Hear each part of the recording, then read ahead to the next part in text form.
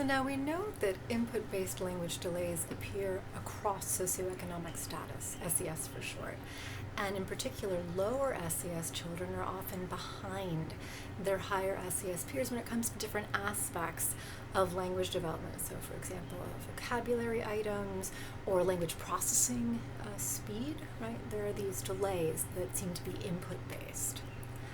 And so we know also that low SES language input can differ from high SES input in both the overall quantity of speech, depending on how you measure it, and the quality of that speech, again, depending on how you measure it. So let's talk a little bit about how you can measure quality, because you can measure quality using different aspects of the input. For example, the diversity of vocabulary. So maybe in low SES input, you might get animal names like kitty and penguin. You get them a fair amount of time, but in high SES speech you get a wider variety, wider diversity of vocabulary items for animal names. You get penguin and kitty, but also whale and monkey and birdie and seal and cat and puppy, just a greater diversity of vocabulary.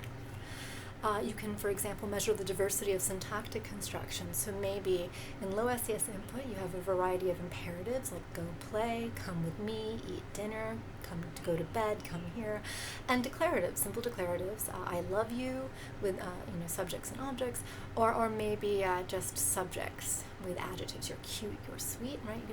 This range of syntactic constructions fairly frequently, but in high SES input you would get a wider range, right? You have your imperatives and your simple declaratives, but also tag questions or exclamations or more WH questions, something like that, or yes/no questions, right? Syntactic construction diversity. We also can measure, for example, the frequency of something called decontextualized speech, which is really just when you're talking about something that's not in the current context, that is decontextualized, not in the here and now.